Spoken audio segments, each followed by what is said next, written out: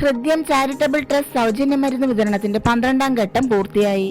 ഇടപ്പള്ളി ജീവകാരുണ്യ മേഖലയിൽ ശ്രദ്ധേയമായ പ്രവർത്തനങ്ങൾ കാഴ്ചവെക്കുന്ന ഹൃദ്യം ചാരിറ്റബിൾ ട്രസ്റ്റിന്റെ ആഭിമുഖ്യത്തിൽ നിർധനരായ ഉദ്യോഗികൾക്കായി നടത്തിവരുന്ന സൗജന്യ മരുന്ന് വിതരണ പദ്ധതിയുടെ 12ാം ഘട്ടം പൂർത്തിയായി. ഇടപ്പള്ളി AS അവന്യൂ സ്ക്വയറിൽ സംഘടിപ്പിച്ച ചടങ്ങിൽ കൊച്ചി നഗരസഭാ കൗൺസിലർ അബ്ദുൽ ലത്തീഫ് മരുന്ന് വിതരണത്തിന്റെ ഉദ്ഘാടനം നിർവഹിച്ചു. കുറഞ്ഞ കാലയളവ് കൊണ്ട് തന്നെ മാതൃകാപരമായ പ്രവർത്തനങ്ങളാണ് ഹൃദ്യം ട്രസ്റ്റ് പൊതുസമൂഹത്തിൽ കാഴ്ചവെക്കുന്നതെന്ന് അദ്ദേഹം പറഞ്ഞു.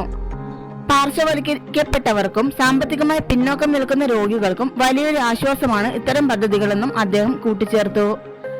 കഴിഞ്ഞ ഒരു വർഷമായി പൊതുസമൂഹത്തിൽ വൈവിധ്യങ്ങളായ നന്മയാർന്ന പ്രവർത്തനങ്ങളാണ് trust നടത്തിവരുന്നത്.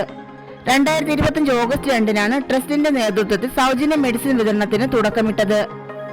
Hridyam charitable trust chairperson doctor Shahida N അധ്യക്ഷത വഹിച്ച യോഗത്തിൽ ആശംസകൾ അർപ്പിച്ചുകൊണ്ട് ഹൃദ്യം ചാരിറ്റബിൾ ട്രസ്റ്റ് സെക്രട്ടേറിയറ്റ് അംഗങ്ങളായ doctor Ando Menachery, Juliet Victor, Balkis Edappally, Muthukumari Kottayam, Sini Manoj Mavelikkara, Ashraf Shoranur, Mohandas Pandalam തുടങ്ങിയവർ സംസാരിച്ചു.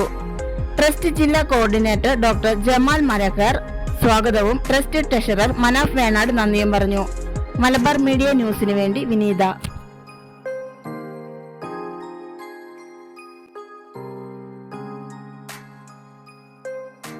കിടപ്പുകളുടെടുത്ത് പോകണം അങ്ങനെയൊക്കെ പറയും. അതിന് വേണ്ടി ജീവിതം ഒഴിഞ്ഞു വെച്ചവരാണ്. സ്ഥാനം പോലുള്ളവരാണ് മലയാളിക്കായും ചെക്ക് അതിൻ്റെ ആളുകളാണെന്ന് അറിയാം. അപ്പോൾ പ്രസ് ക്ലബിൽ അത് തിരക്കേണ്ടതായിട്ട് പോലും സെക്യൂരിറ്റി പരിപാടിക്ക് വന്നേക്കുന്നതായിട്ടാണ്. ഞാൻ ഈ കൗൺസിലറായതിനു ശേഷം എനിക്ക് ഭയങ്കര അത്ഭുതമായിട്ട് തോന്നി. ഒരുപാട് സഹായങ്ങൾ ചെയ്യുന്ന സംഘടനാ തലത്തിൽ പരസ്പര സഹായ സംഘം ചർച്ചകളിലൊക്കെ നടത്തുന്നത്, പള്ളികളിലേക്ക് നടത്തുന്നത്, അമ്പലങ്ങളിലൊക്കെ നടത്തുന്നത്, സാമുദായിക സംഘടനകൾ അല്ലെങ്കിൽ കുഞ്ഞുങ്ങൾക്ക് ചാരിറ്റി പ്രവർത്തനം, പാലിയേറ്റീവ് പ്രവർത്തനം, ഒരുപാട് ആളുകൾ നമ്മുടെ സമൂഹത്തിലുണ്ട്.